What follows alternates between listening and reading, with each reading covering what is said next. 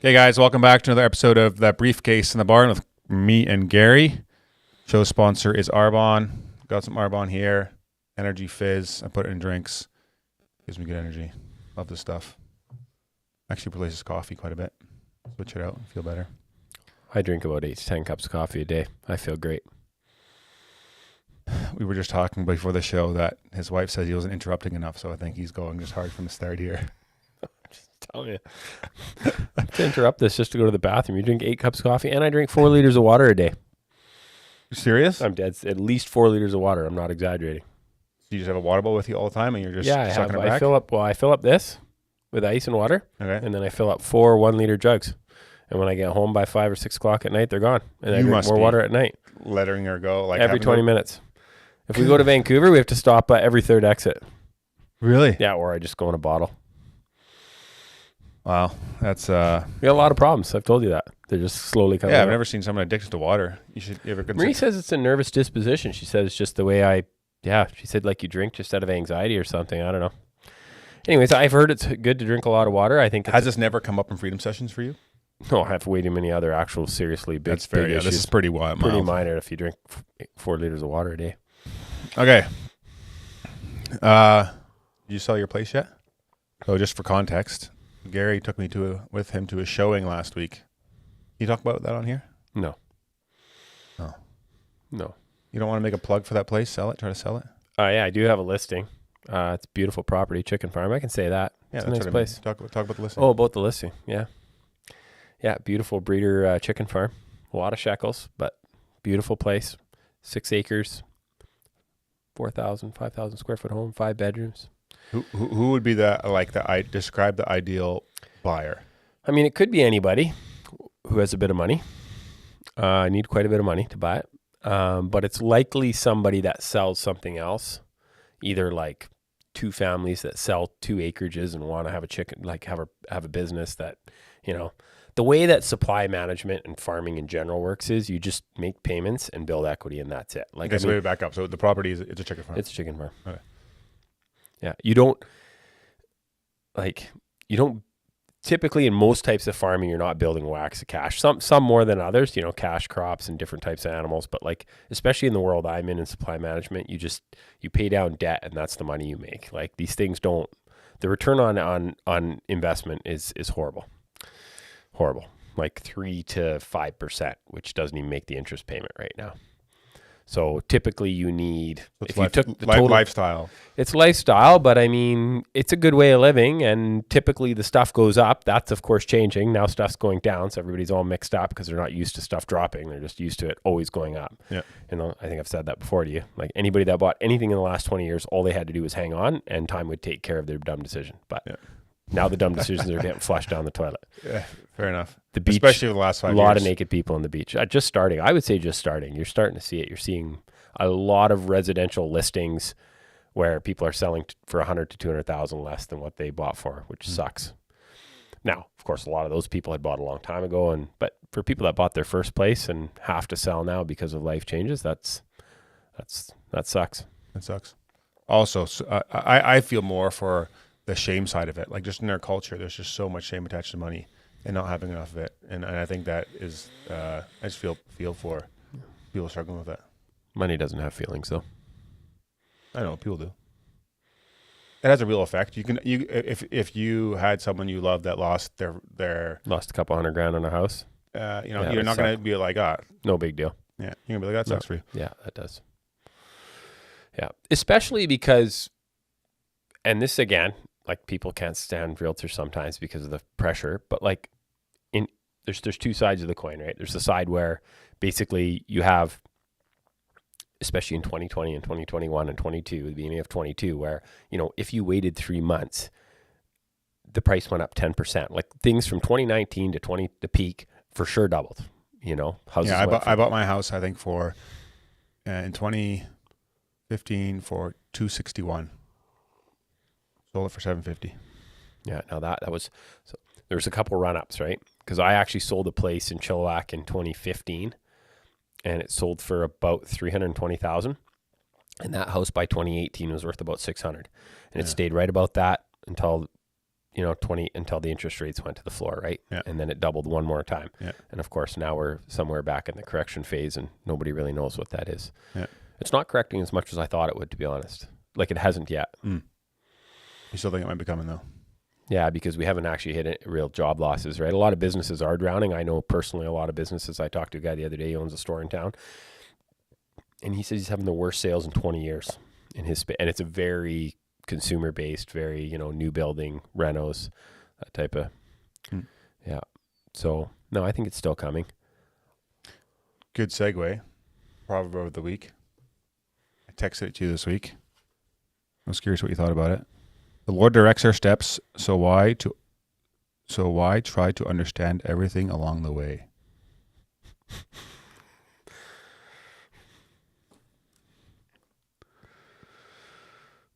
Why do you try to understand everything along the way? Because we want control. Yeah. We want to be control. We don't want to give up power and trust in God in something that is, to most people, foolish. Mm-hmm. To a large degree, ourselves still foolish at times. We don't really trust it. We trust ourselves more. We pride ourselves in knowledge and understanding. Yeah. Being somebody. And being educated. And I talked to, I was just at my buddy Johnny's before I came here. Some people know Johnny. He's a character. He basically we were talking about education, right? What do you think of university education? Do you despise it? No. I mean, I went for like 2 classes one semester, and I hate being in school, but in general. But I'm assuming to be a doctor, like a mechanic, you would have to. You have to go to university. Yeah, yeah. His belief was it was pretty interesting. I mean, he has a couple interesting beliefs, but one of the things he said was basically that, I mean, education has very little value, and his proof was that, I mean, now they're eradicating all student debt. So, like, how valuable can something be when it doesn't cost anything anymore, right? Which, I mean, I just feel like there's just this expectation in our culture to go to school for young people, and I think it's horrible. I think that you're totally right. Many people should, but in my belief is that we live in a society now where if you are willing to work hard and you're diligent, you can make a lot of money doing a lot of things. Now, there are certain jobs where you just need to spend a lot of time in school and learn a lot of things, but there's a lot of people graduating from university that can't find a job or struggle finding a good paying job even, right? And the best learning is still on the job. Some of the best learning is on the job. Like if you go to school for a 4-year business degree, or if you go like try to start your own business, any business, just chose to slug it out, go start a lawn mowing company for 4 years.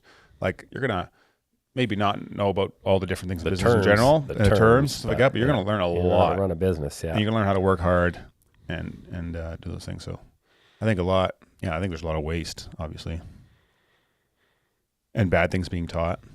The wrong things being taught. I always say most people are educated way beyond their intelligence. Just get to work. My dad knows 9 languages. Is that too much? I don't know. I'm not going to comment. Okay, but what do you think of the proverb though? Do you resonate with that? I thought about it. I was like, I think for me it's just more the control thing. It was just a reminder of to let go, not to have the answer to everything. Just be faithful. Like it reminds of the hymn. The hymn is trust and obey. It's not trust and like no lots. Just be obedient. Do the right thing. For there's no other way. There's a lot of other ways, but they're not the right way. Try them. I've tried them all. Okay. Fruits of the Spirit this week is joy. I want to go through all of them. Who is the most joyful person you know? So fruit of the Spirit is the fruit of being a Christian. What God says. Ernie Charlton. Yeah. Who's that? He's an elder at our church. He's an airplane pilot, and he's had a few bumps along the way. It's not my place to share his story, but he is a joyful person. He's a great guy. I really look up to him. He is an encouraging man. Him and his wife are wonderful people. They've helped a lot of people.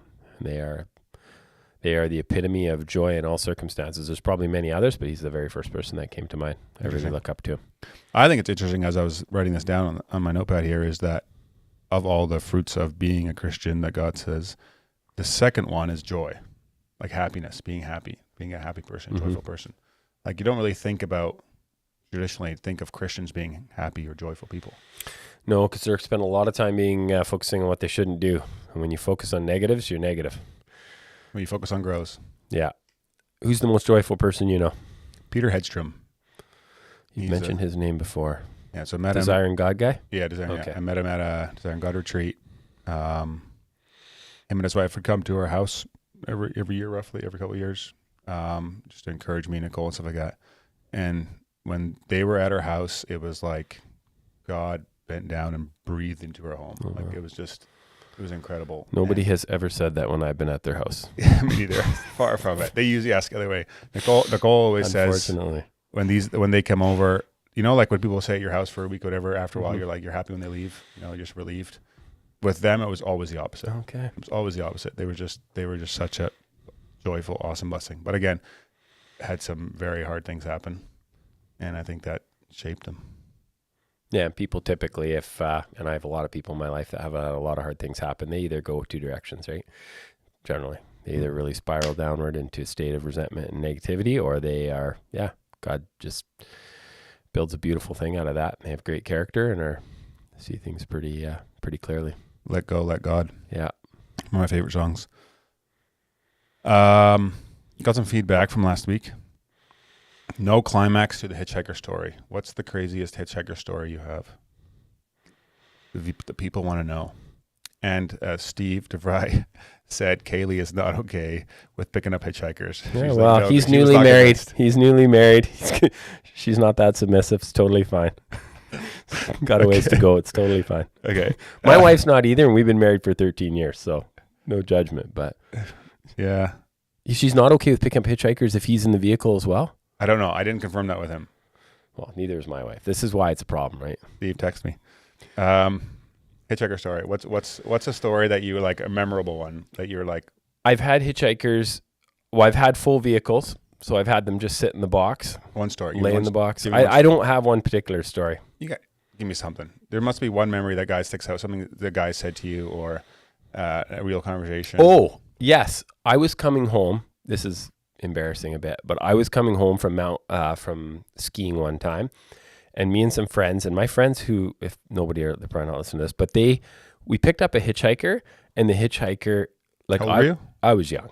Like, I was an idiot. I was 17, 18. Okay. You and your buddies picked up a hitchhiker. Yeah. I was probably smoking pot and, or something, definitely. And I was definitely not driving safely at that time in my life.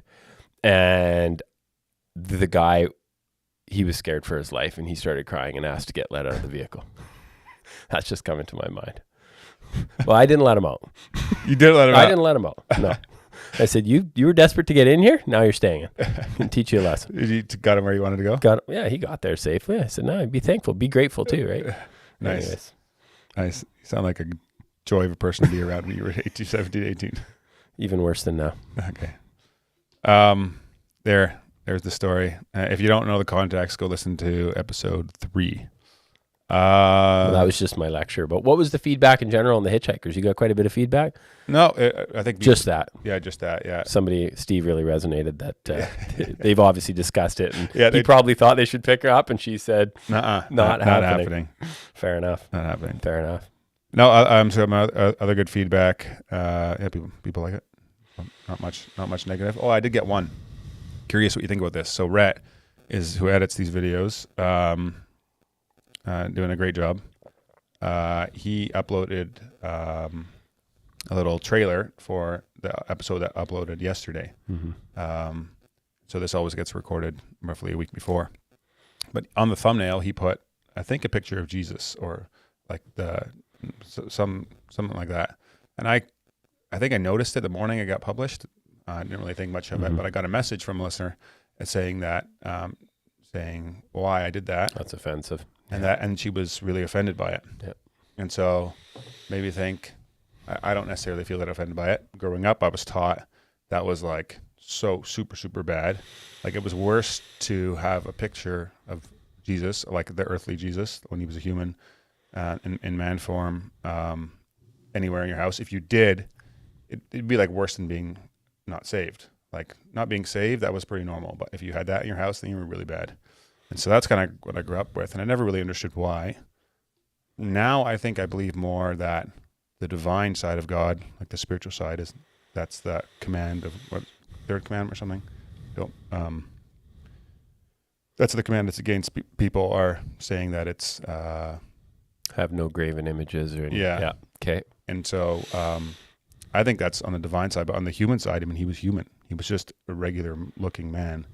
And so I don't have any. I think it's probably in my end there again. I haven't thought a lot about it. I think I would probably find it at first glance maybe offensive too. I think just partially obviously because I grew up with that teaching, but I think you really can't.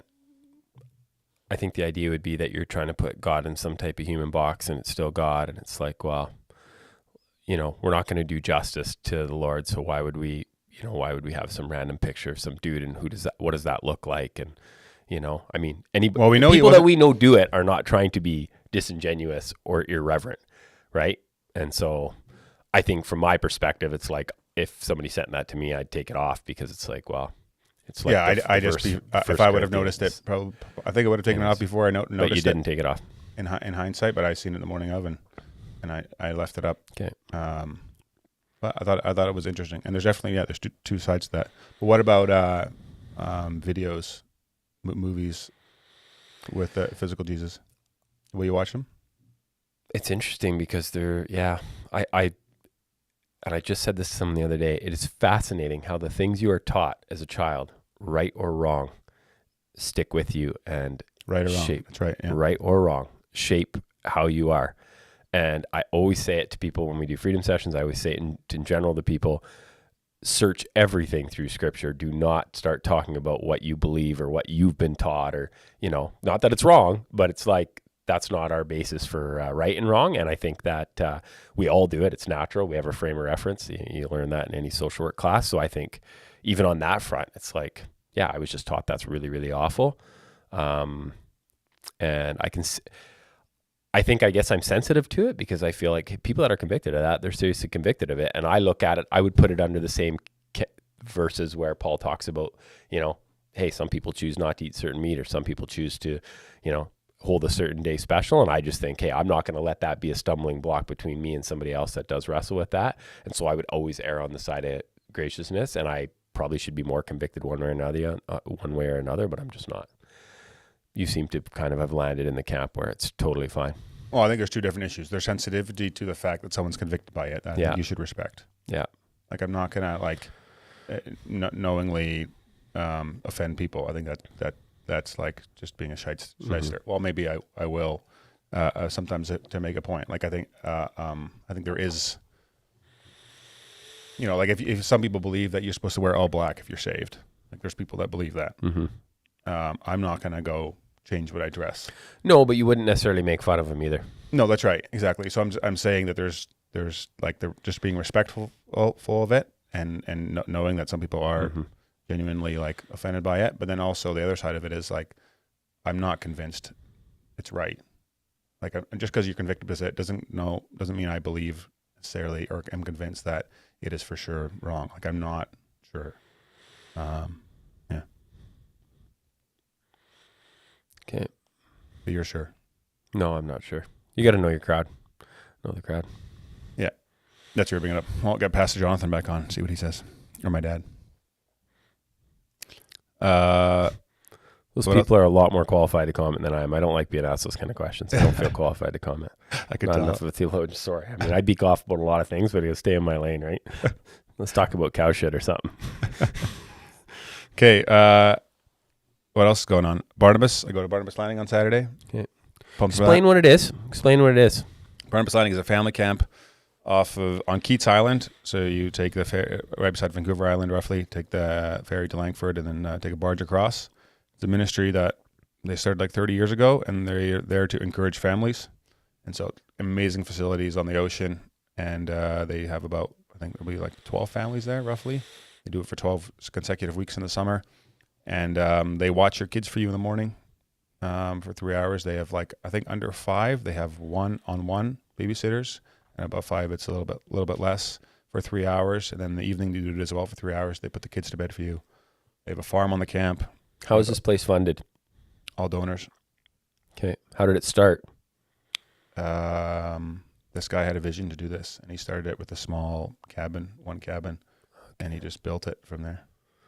Wild. So we went last year. It was so good because usually a vacation, you don't always necessarily leave like rested or like. No, my wife bored. comes back just being really frustrated with kids and being even more frustrated with me, which is fair. I'm pretty useless. The 12 weeks sell out in about like half hour every year.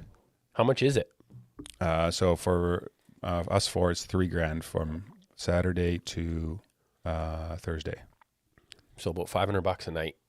Yeah, $600 a night, and that's all in, all your food, everything, staying there. There's wakeboarding, there's water skiing, there's so you're getting good value too. Like there's like all kinds of like big blow up things in the ocean that run up. There's amazing playgrounds. It's world class facility. Like I think if this was being sold on the secular side, it's just like amazing cool place to go on a holiday. Yeah, it'd be like $10,000 a week.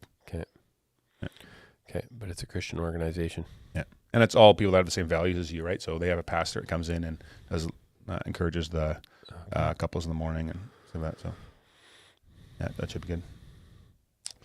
You, what's going on next week? I got a couple real estate deals I'm working on. One subject removed yesterday. I got another one coming up here. Got to list another place. Went to a showing appointment today, and went shooting with a bunch of the elders from church last night. It's pretty cool. Where'd you go? Secret location. Where'd you shoot? We shot about under power lines outside Agassiz somewhere up at Forest Reserve. I'm sure you've been there. Yeah. It was pretty cool. Yeah. I like guns. Yeah, you have some, I sold you some of my guns. Yeah. Yeah. Okay. I don't got much else. I think this is a short episode here. Yeah, we're good. Gonna call it a day. See you guys next time. And we got an announcement probably coming in like 2 or 3 weeks on a new part of this show called Overtime. So wait for that. See you guys. As always, thank you for watching. Like, share, subscribe, comment, all the good stuff. It's really appreciated. And I'll see you guys next week.